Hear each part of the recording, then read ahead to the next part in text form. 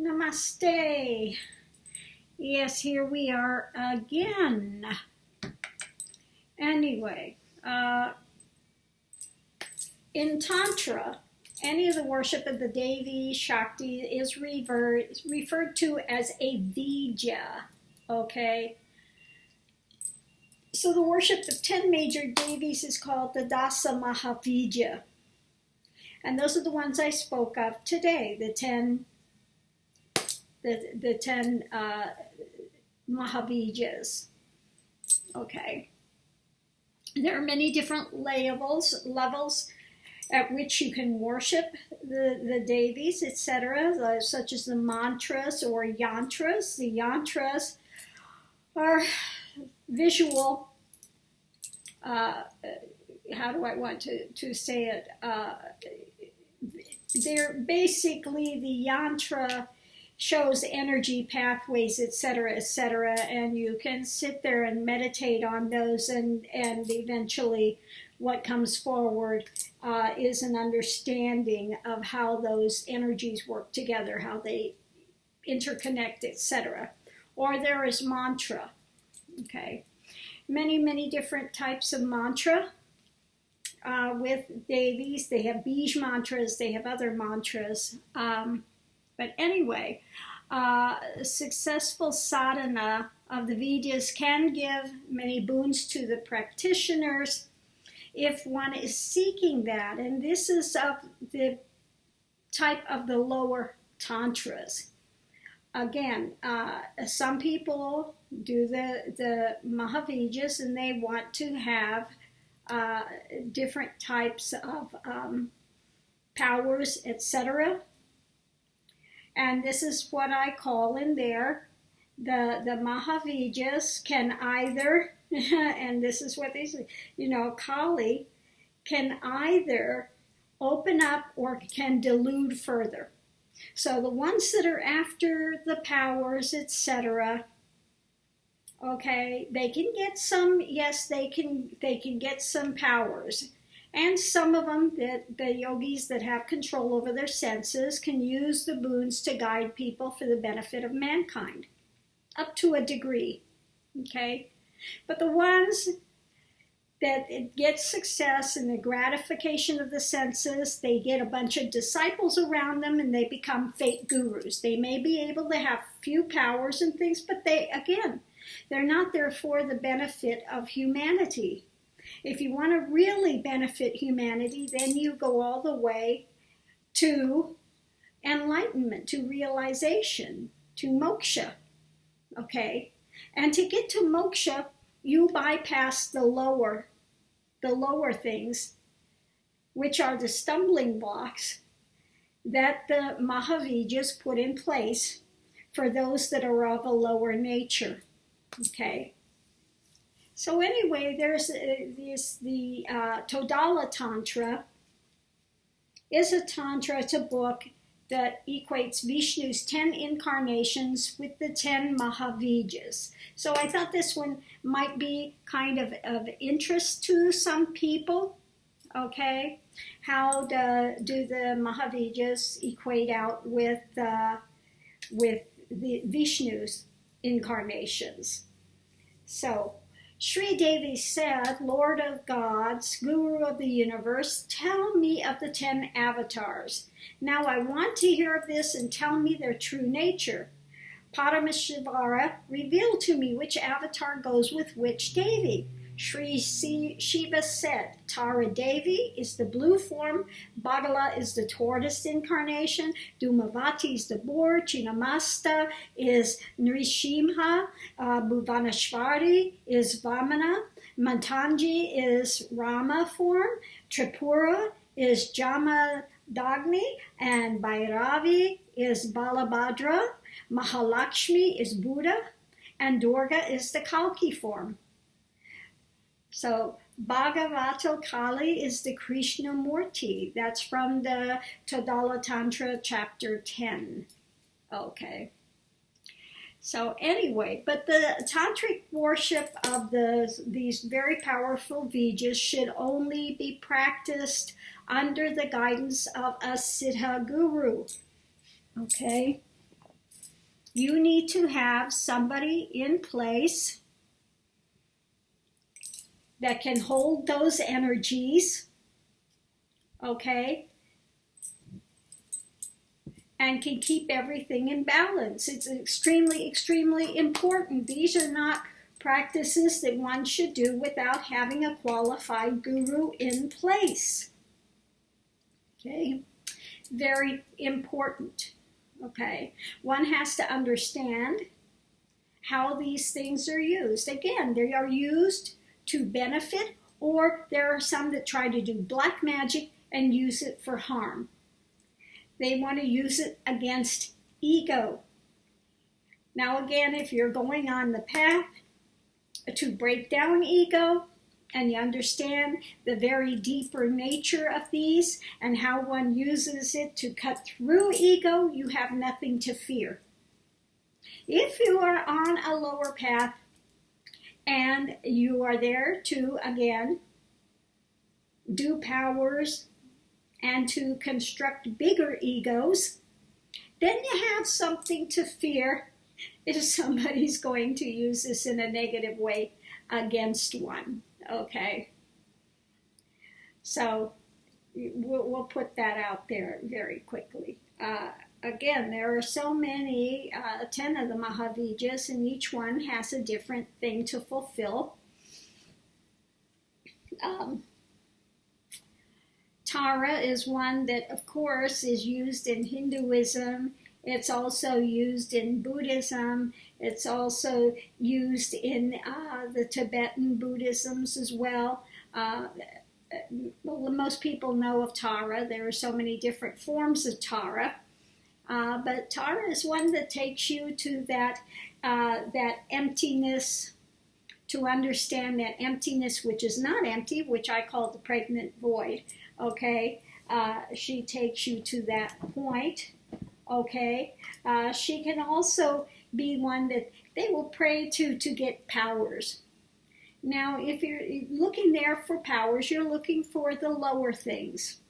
Okay, and like I said, the Maha Vidyas, Kali is there and can delude you even further, can pull you even more into the egotistical things, into Dvaita, okay, or can be used to break through Dvaita to the ultimate knowledge, which is the highest Tantra, rather than the lower Tantras of powers. One should be wanting to go forward to the highest Tantra, that of stillness of mind, that of moksha, of liberation, okay? So the ones that want to do these things, and maybe they develop a few powers, etc., again, in the end, means nothing when one is going forward to full liberation, because one has already done that dance. Okay? One does that dance fully, goes beyond it, sees the limitations of that. Okay? So that's why, again, it's another reason why Kali stands and looks very fearful, but is I'm giving boons and there's nothing to fear. Okay? One understands that as they go through the path. And again, if you don't understand the path, you don't have a qualified guru, you can really get pulled out into things that are really not beneficial. Again, this is not the path for everyone. The tantras, the higher tantras, it's not for everyone. The part of this path is only the tantras are only really for those that are going forward to realization, to to understand those deeper energies and what they are conveying and what they point to, and what one passes through when it's doing that journey. Okay, for the starting path, again, it's more about learning to be in the moment, Okay, how to do a balanced breath, how to stay in balance, how to observe without getting pulled here or there, how to back yourself out of the drama that you have a tendency to create, and the mind spin that one goes through when they're in Divida mind, okay? How to stabilize that a bit, how to back out of it, how not to be pulled into excessive drama with that. How to see beyond that, how to confront that soap opera story that you're living. Okay, how not to get stuck in the pity party that people get stuck in. They're very good with pity parties, and they like to beat that drum, and but we try, teach them how to not get stuck in the pity party, the poor me cycle, and that drama, how to back out of that and get a little more centered and go forward in your lives. So I'm going to leave that here for now. I'm still debating on whether or not I'm going to get too far into the Maha Vidyas themselves, or not. But again, those types of practices should only be engaged in with a Kundalini completed Siddha master. And a Siddha master is not one that's developed all the powers. Okay? That's a lower level tantric quote unquote master. The genuine tantric Siddha master is the one that's gone beyond all the cities to the greatest city, which is moksha, realization, that stilled quiet mind, that Advaita, the place of Advaita. That's the true tantric Siddha master. Okay. So I hope that helps to explain some things. Again, for those that don't know me, okay, like I've said, my guru was a true tantric. Okay, not somebody that you're going to know had nothing to do with this fake Tantra, which I say is Tantra, that they're teaching now, which is glorified sex. Nothing to do with that. Nothing to do with the lower tantras of powers and all of that type of thing, or black magic, where you're misusing and abusing those powers to go against other egos. That's ego going against ego. Let's play the ego game. Okay, that's all that is, playing the big ego game, one-upping each other. Okay, it's going beyond all of that. Okay, it's going beyond all of that to realization. So don't get caught on the stumbling blocks of seeking powers, because Kali and the 10 Maha Vidyas are very happy to take that one on a long ride, okay, of endless drama, stumbling blocks, and delusion and illusion. Again, this is another reason why on this path we don't do third eye meditations. Why? Why do we stay heart-centered and not doing third eyes? Because third eye meditations are those in which you're in astral realms and creating realm after realm after realm, and you can do that endlessly. And you're going nowhere but circles. Endless drama. If it comes and it goes, it's not the eternal truth. I'm going to say that one more time. What comes and goes is not the eternal truth. I don't care. People get very taken in by this third eye meditations, and oh my God, I see this land and realm and that land and realm and this, vision and that vision, and I saw this deity and I saw this God and I saw. The mind is very creative. Okay? You can create these things and experiences endlessly, and maybe people will be taken in by them. Okay?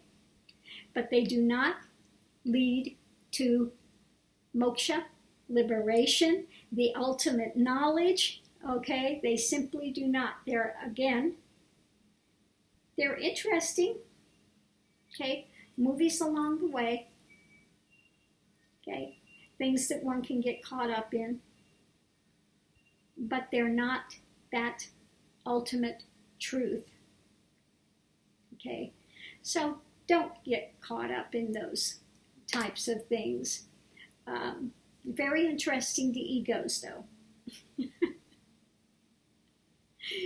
I want those that are, ready to go beyond that and ready to actually proceed towards moksha and liberation and that truth, that peace that passes understanding, to go into the light beyond lights, to understand that emptiness, which is never empty. It's pregnant with all that will ever be in existence, so it's not a devoid. People hear emptiness, they think it's void, devoid, missing something. No, it's pregnant with anything. Everything will come into the world of manifestation. Okay? You got the linga, then the yoni is Shakti that takes it out and then makes it visible due to the variations in the energetic signatures of what it is. Okay? That enters when you go through and you get to realization, moksha. Okay? You're in that sahaj state of nirvikalpa sahaj, ongoing, effortless, Advaita consciousness. Then one enters the play of God. It becomes play because one is no longer caught up in the deception, the illusion, and drama that surrounds things in the visible world, that people take to be something more than what they are. Okay. So, I think that at this point, I will end this one. Yeah, I just wanted to bring up a little bit about, again, Tara, because Tara is so well known in either the Hindu or the Tibetan, the Tantrics. I do have a Tara up there. I should have brought the Tara down, but I'll show you the Tara one of these other times. Yeah, I'll show you the Tara one of these other days. But I do have a very nice Tara statue here.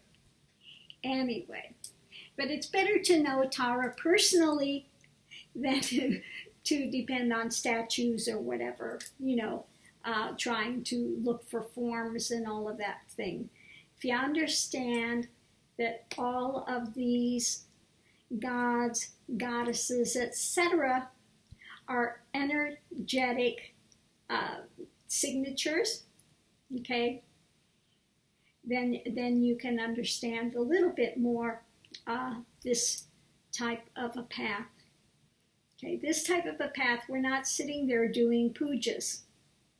Okay, we're not seeing it as something external to ourselves. We are, in this path, connecting with those energies through different other methodologies to connect with those energies, okay, to allow them to develop and work, okay, to change consciousness, okay, to cut through the ego, illusion, delusion, drama, okay, to take us to that still seed essence of divine is, okay, to come to realization, moksha, okay, and to be freed of the baggage, full circle, okay, you go full circle and get spit back out into existence, minus the illusion and delusion of the baggage of lifetimes and confusions that one has had. All of those, again, they get, one goes through Nibbana, being blown out, and that's what happens. All these illusions that one thinks, these dramas and these soap operas and identities and life stories that one has had throughout the ages, all of them get blown out. Okay? At an end. I was never that. If you want to go into absolute Advaita, okay, what happens in that moment, one knows I was never that. I have never been born. I have never died. I have always been that eternal is. Okay? The rest was illusion. I was asleep and now I'm awake. Okay? I am that is. Okay? And one enters that quietude, that stillness, simply that seed state of being. What comes from that point is spontaneous in nature.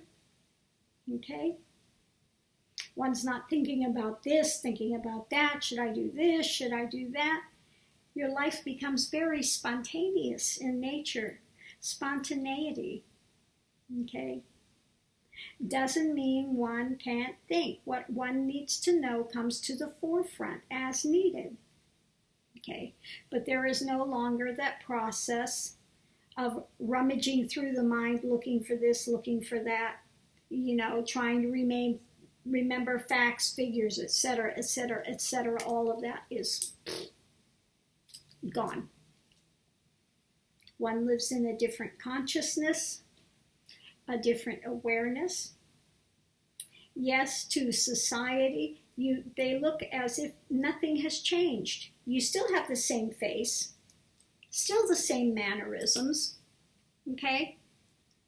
But the consciousness has totally changed.